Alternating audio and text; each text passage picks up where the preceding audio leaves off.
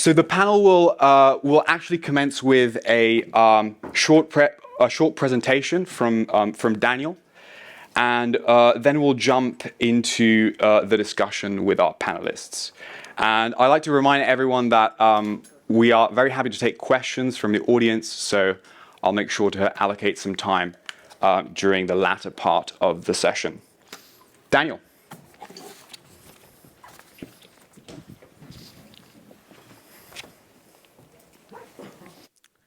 Thank you.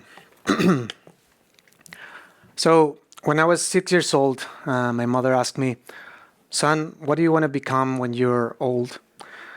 And I said, "Mom, I want to be a shrimp farmer in Indianapolis, Indiana, because I'm Mexican, so that's..." So jokes aside, when I was 22, I had my first interaction with the food reality on the ground. Because of a natural disaster in 2005, Hurricane Stan devastated the coastal communities of Oaxaca and Chiapas. And with some friends, we organized emergency aid to distributing among these communities. And then I became obsessed with the long-term economic viability of these non-commercial, subsistence-based fishing communities. So 18 years later, I'm here. And so we know that our food system is broken. And we know that because we feel weird about eating. It evokes sometimes feeling of shame, guilt, fear, and we need a solution. I think that our generation has no choice but to fix our food system. But first we need to ask, what do we want? And I think that we need to focus on whole foods and nutrition. But also we need to consider food production in relationship to, one, local economic integration, second, local cultural and culinary significance. But also we need to rethink food production in relationship to the environment, and not only with the aim of reducing impact, but also bringing back food production into the natural cycle of life. Technology should have a role. But over the past decade, we wasted precious time, resources, and focus on more processed food. I'm thinking about plant-based substitutes and lab-grown stuff that, on the one hand, is only appealing for probably a single-digit market share, and on the other hand, hasn't produced a single commercial product.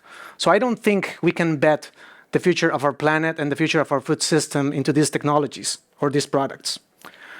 My name is Russek. I'm the founder and CEO of Atarraya, where we're building the most sustainable animal protein industry in our generation. It's basically sustainable and local shrimp farming anywhere in the world. So shrimp represents very good our food system in basically how we get it. You can only get shrimp from two sources, wild catch and farming. Wild catch relies on devastating the ocean, the seabed, in order to take shrimp. Shrimp, they don't swim, they basically walk. So in order to get them, you basically need to scrape the bottom of the ocean on a scale that is 2 million square kilometers a year. And then you have farming. Farming relies on polluting the oceans for business. You need to basically get a urban scale amounts of water every day. But it also represents a great opportunity, because shrimp is also very good at turning resources into high-valued protein. Shrimp grows 10,000 times their size in just 4 months. A shrimp female lays 150,000 eggs every 6 weeks, and they convert plant-based protein into animal protein almost on a one-to-one basis. So why technology hasn't solved this issue? Well, it's basically because shrimp is very hard to farm. And also because shrimp farming is done in basically in developing countries like Mexico, Ecuador, or India. So not a big tech scene there. But the opportunity is great. 95% of the shrimp that is consumed in America comes from abroad. It's imported. And we are not the first ones to localize, to identify this opportunity. But past experiences have failed because they basically bet on the wrong technology. They needed experts on site. Their final product was cost prohibitively, and even public companies went bankrupt even before opening their farms. At Atarraya, we did 3 unique things. First, we replicated the ocean biochemistry in a controlled environment. Second, we packaged our technology and we put it into a hyper-modular solution that is built for scaling and replication. And third, we improved upon the quality of the final product. So our product has better texture, it has no antibiotics, no pesticides, and no preservatives. We call our technology Shrimp Box, and it's based on the specifications of a shipping container, and these are basically farms that can be put anywhere in the world. So we can farm shrimp in different environments, in the desert, in cold environments, and we don't discharge any water. We also have an unconditional open door policy, and we have one simple mantra: no waste. We produce, with the excess biomass that we produce, we create biogas, and we also create organic fertilization that can be used in regenerative agriculture protocols. Our technology is based on the natural cycle of life. It's basically a nitrogen recycling system that converts feed protein into ammonia that is then turned into a microbial community that is constantly improving the water quality, just like in the oceans. So for the first time, our ability to enjoy fresh shrimp is not dictated by our proximity to the ocean. We farm a premium product that we can offer at an affordable price. Some of the best chefs in the United States are already using our shrimp. We have a farmer's wait list that cannot wait to basically produce a product that their local community crave. And they will basically have a profitable business while feeling good about it. And I think that this is how we change our food system. Thank you.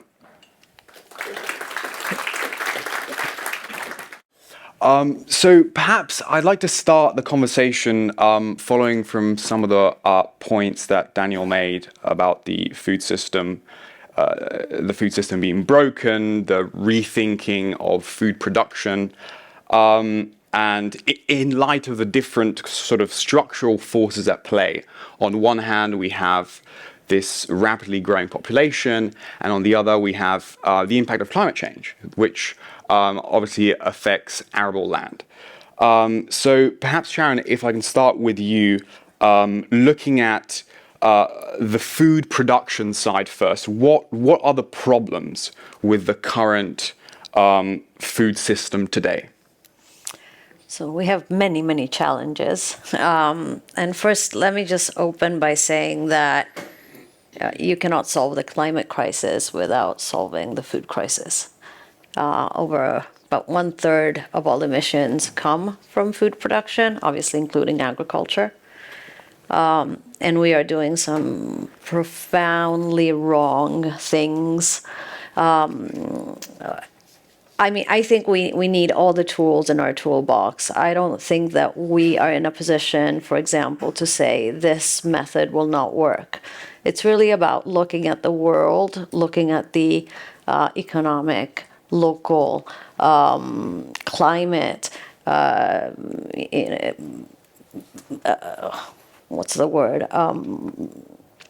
positions, like what's happening in that specific part of the world, and then adapting it with the many tools that we have in our toolbox. So definitely we have a growing population. We have a population that is moving to cities. We have a supply chain that doesn't really focus on transparency. We still have a lot of slavery, although that's not really necessarily on the food production side, but on the agriculture side. We are still, we're wasting 1/3 of all the food that we're producing, again, both on the ag side and on the food side. So I don't know if there's, the problems of food are in relation to what is happening to agriculture. I think we're eating, there was a study that I read on Nature, 40% of a lot of the nutrients that we're ingesting today are less than 50 years ago, so diminishing 40%. So when your mom used to say, drink that fresh squeezed orange juice that it's full of vitamin C. Now it's basically sugar water. So we are we're ingesting all the pollutants and the fertilizers and the chemicals that we put in our soil. Soil is desertification. It's a huge other problem. All of this is impacting the way food system is made, produced, and consumed. I see. And thinking about the consumption side of food, what has this system created in terms of challenges on how consumers think about food and ultimately consume food? Yeah, maybe a couple of things about, because I think the interesting thing is that we have the textbook solution, right? Indeed, we need to waste less. Probably in the Western world, we need to eat less. We need to cut a lot on meat. That probably frees up 40% of arable land. We can do more. We can do regenerative farming. Then sort of technologies like Daniel's, like mine, come in. You can do precision agriculture. You can do targeted gene editing, and sort of you solve the puzzle, right? So I think that textbook answer is there.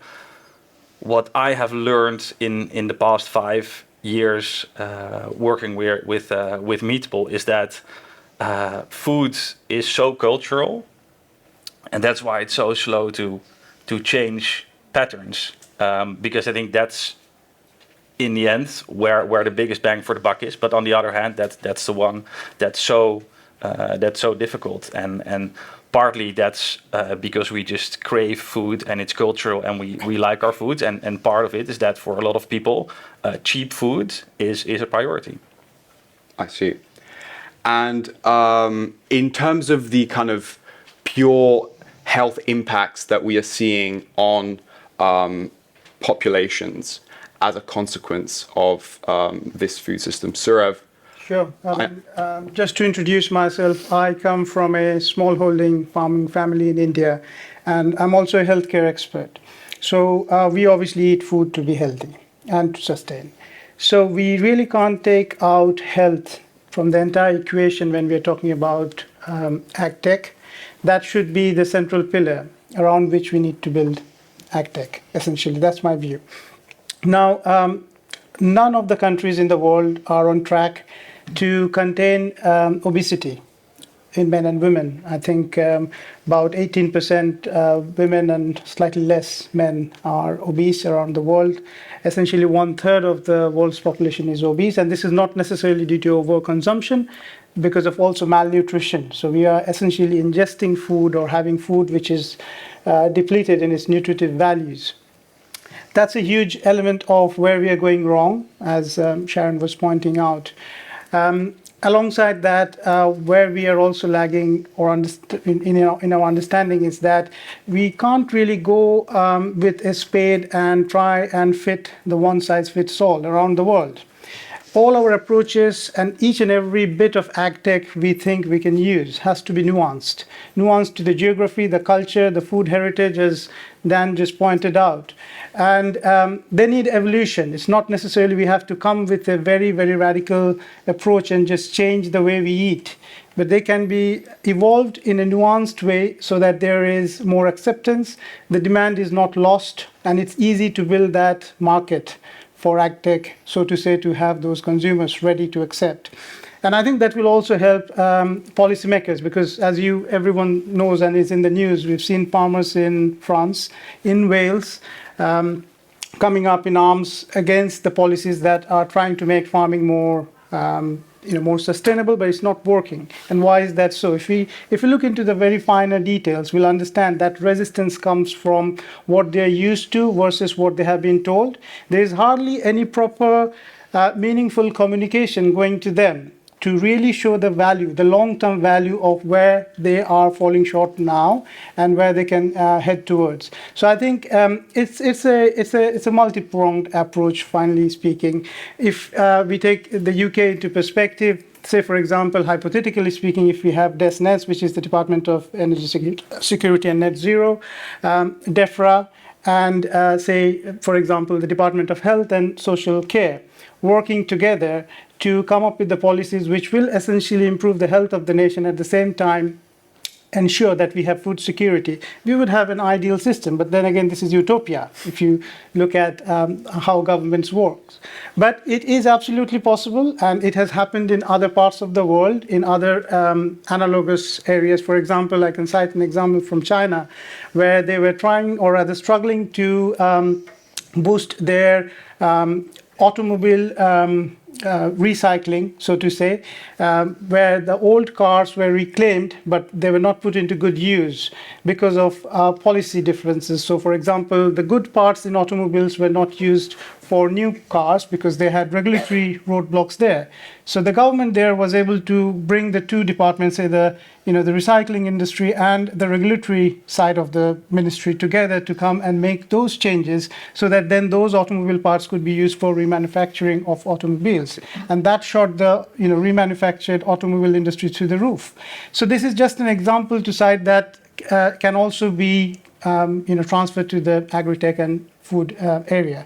But it's a matter of that will, and I'm sure people here, if they think that they can surely play an important part in that, will make the difference.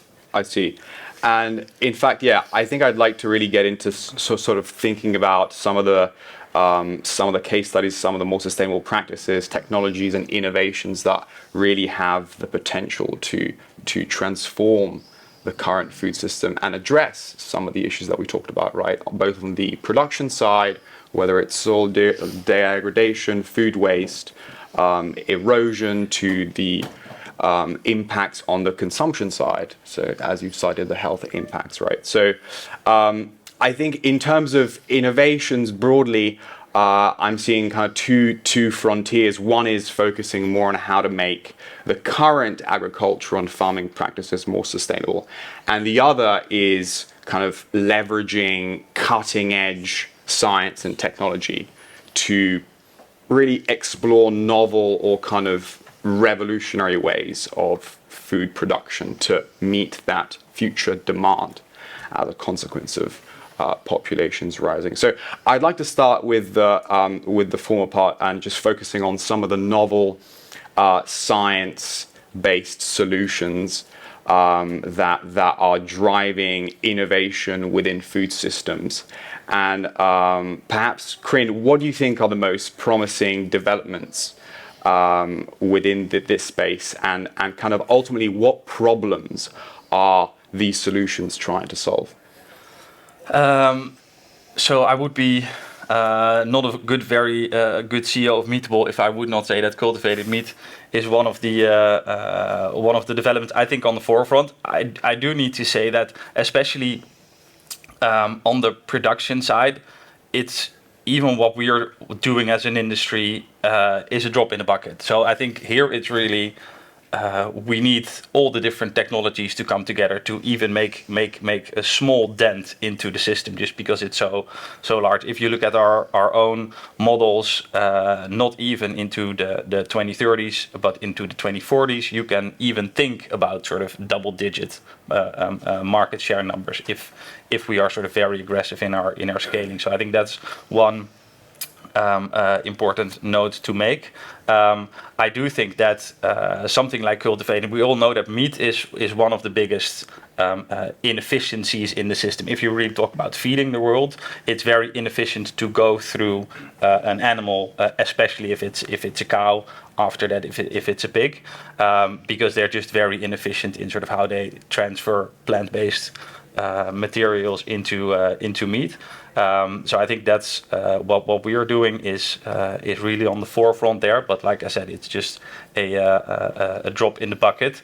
I think other cool stuff I think is also going to happen on the gene editing side of things. I think that has been something that could not be spoken about. I think in Europe it's still an issue. I expect in sort of the next 5 to 10 years that it will be that paradigm will shift, and that people will see it as much more positive. Just to name two there. Daniel, I saw you smiling there. Do you want to add something? Yeah. I really like the opening presentation from the chairman of ILI, because he really talked about how 80% of their coffee comes from regenerative agricultural farms, right? So for me, that's a really, really interesting case, in which also he talks about how their best quality coffee comes from those farms. And we see that with our own production. Because I don't think that anybody wants their food to taste like tech, right?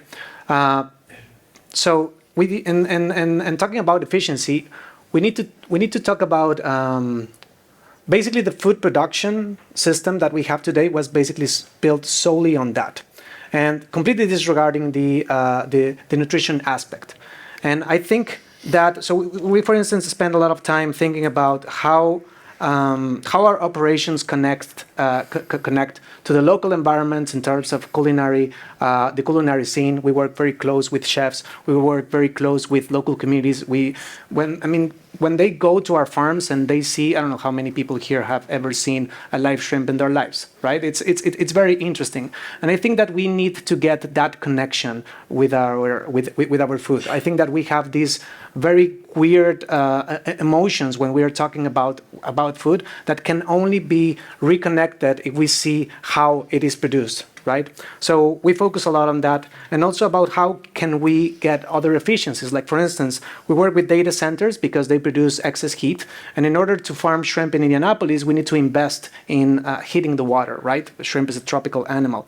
But we also think about in the downstream the value chain. Like for instance, we create excess biomass, and now our farms are leading basically regenerative agricultural transitions. So I don't think that I don't think that food tech is like any other tech, because it's not. It's a very complex interaction that it will have, and I think that we'll need to take it step by step. I see. And what about the agricultural practices of today? What about the farming of today? How do we how do we make sure that these improve?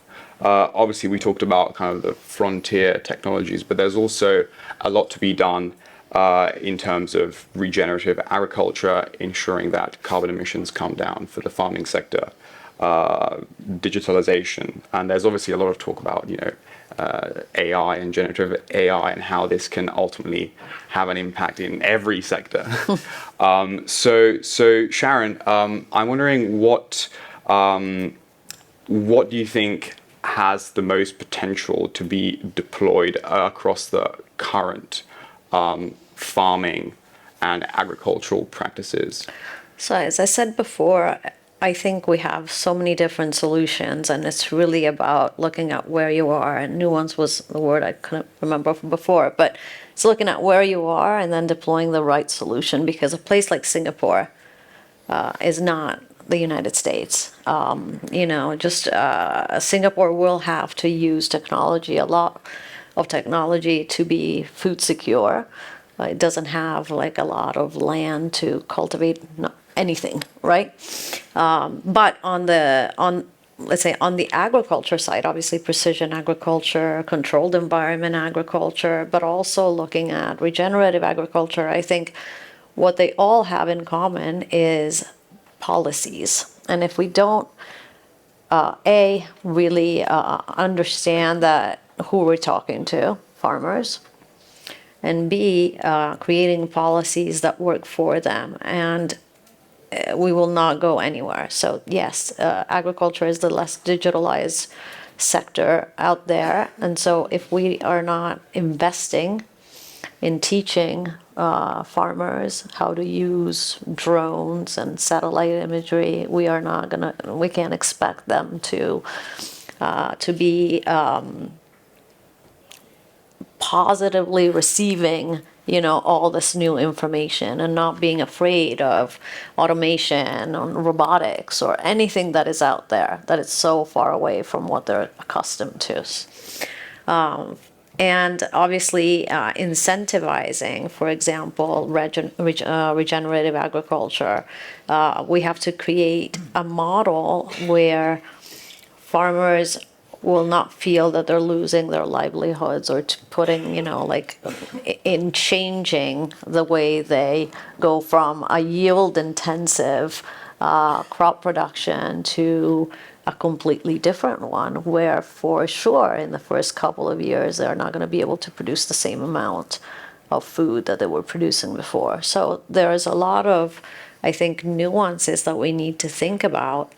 And we've seen all the protests here in Europe, for example, and we're seeing what is happening also in the US, South America, for example, with the cultivated meat bans. But the conversation has never put the farmer in the center, and it has to, because at the end of the day, it's really about, for example, using all the arable land that we are currently using for livestock feed, using it in more positive way, cutting down less trees. And some countries like Singapore will need to use technologies like that. And farmers should be able to diversify.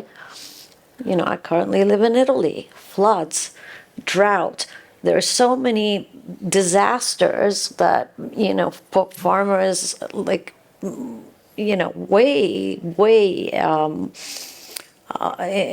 in trouble. And technology can be helpful for that if they were to diversify, if we were to take the time to tell them that it's okay to create more ways to make money, right? Yeah.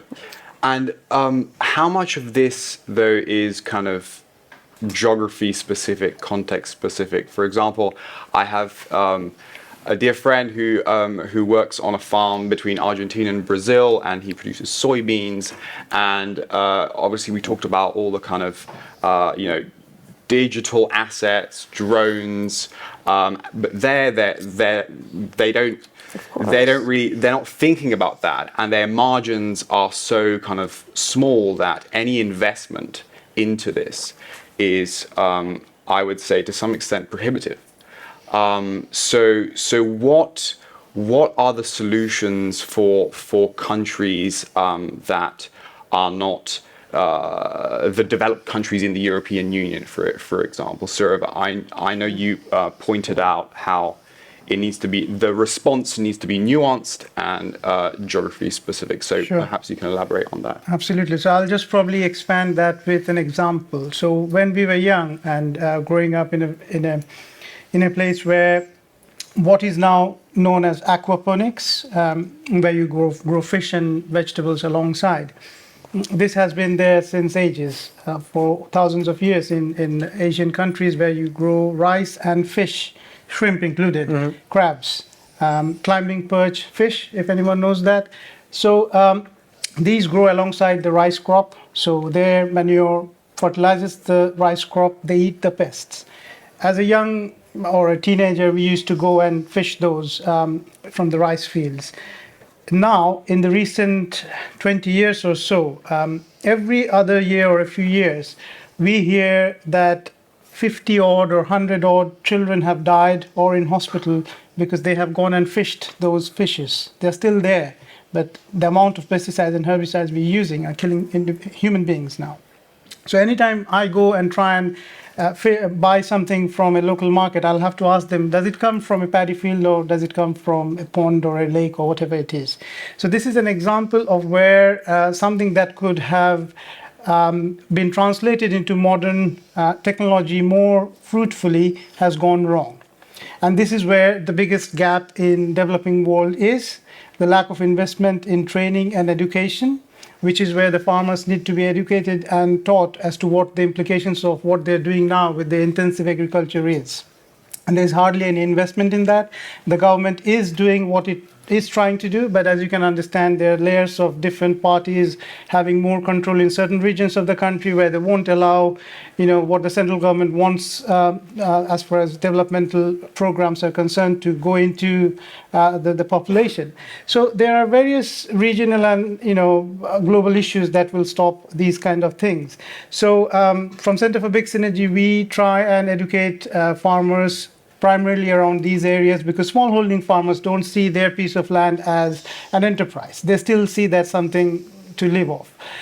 So we try and encourage them to understand what they can do with it, where they can produce more, where they can ensure food security, not just for themselves, but also for their neighbors, for example. And if they can have a certain level of sustainability with that, they're at least in a position to think beyond that, to have a little bit of cash for something else. It has been a very difficult journey for many farmers, and for some families who have now moved on from farming, their land is just lying there doing nothing. So I can tell you about 10 to 15% of land is still fallow.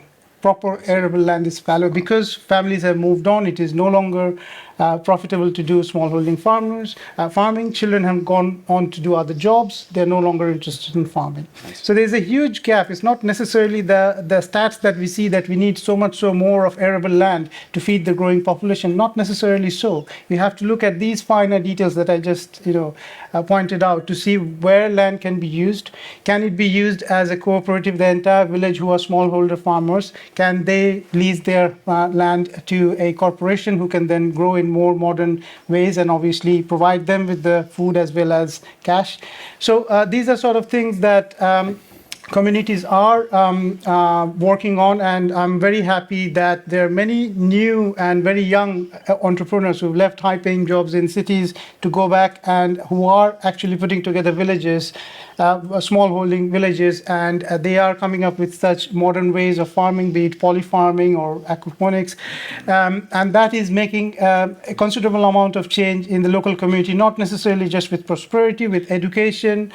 So they are building this whole ecosystem. So provident funds, insurance, they go healthcare, education for children. So they are actually able to infiltrate into this entire ecosystem that supports farming families. So that is a good start. But as I said, there is a huge amount of work to be done, and there are quite a lot of opportunities as far as the global north investing in such projects, provided the government de-risks them, and that's something probably a huge agenda at the moment. But there is more than ample to ensure food security for the developing world as well as the developed world. That makes perfect sense. In fact, I'd like to connect to a point you made about kind of lack of investment in kind of in knowledge for farmers to kind of improve their processes and become more efficient. I'd like to hear kind of some of the other challenges particularly to scale some of these new technologies that are being flawed. Particularly, Daniel, I'd like to hear from you in terms of how difficult it is to scale up what you're trying to achieve, and some of the solutions, whether it's from a public policy perspective, other stakeholders who can play a role to try and scale up some of these technologies. Yeah, for instance, I tend to criticize a lot the current food system. But there are things that the current food system was very successful at doing it, right? And one of those is getting to scale. Like, for instance, the poultry business. There was no poultry industry in the 60s and the 70s. So in the 70s it started, 60s and 70s it started, and now it's the most popular protein in the world. Why? Because they developed this system that is called contract farming. So 98% of the production that a company like Tyson sells, they didn't grow it. They rely on a federation of farmers, it's called contract farming, that they invest their equity for building the infrastructure, and then Tyson helps them in getting their business and also going to market. So I think that we can also learn from what has previous companies have done right in the past. Of course, we need to change how humanely we treat, in this case, animals, right? The environmental aspect of it, and we need to also change it with new technologies. And I think that the answer for basically getting farmers on board, it's quite simple: profit. I mean, farmers really understand profits. They are like hedge fund managers because they work on so tiny margins that if you show them that something makes money, then they will take it on. So if some of our innovations are not particularly attractive for farmers, it probably doesn't really work a lot. So I don't think that, so technologists, we're not really known for being humble, but working in biotech and farming really makes you humble, because the more that we understand how nature works, the easier it is to see the scale of our blunder, right? In this case, like for instance, you're talking about the toxicity of these, we're running basically a huge chemical experiment on what we are doing. So we must basically bring the incentives together.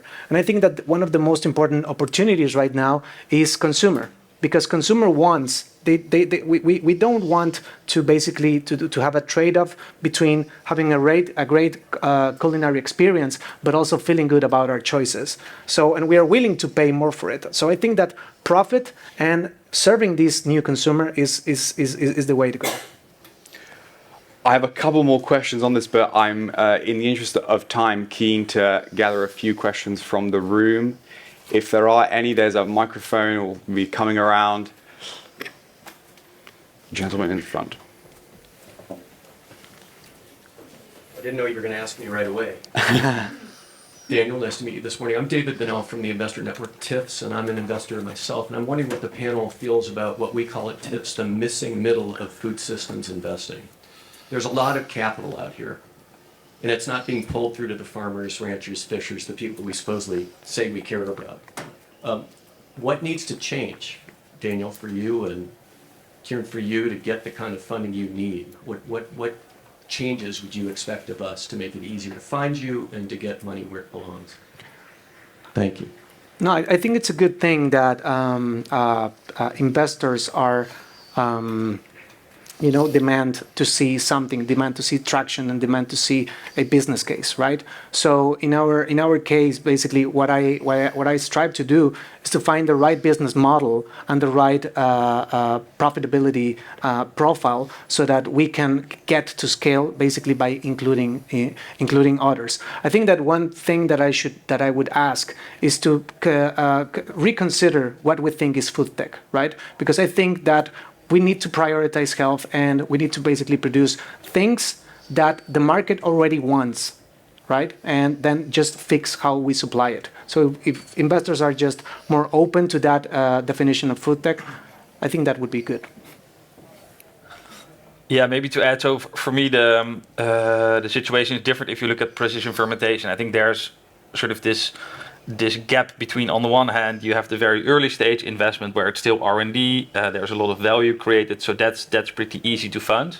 And then at the other end, you have sort of the fully proven concept, the returns are clear, so you know what you're going to get for that investment. Then that sort of middle there, where you still have technical risk in the proposition, but you really need to build a facility which is not going to give you the 20-30% IRR. That's sort of, I think, where you see a lot of companies not making it.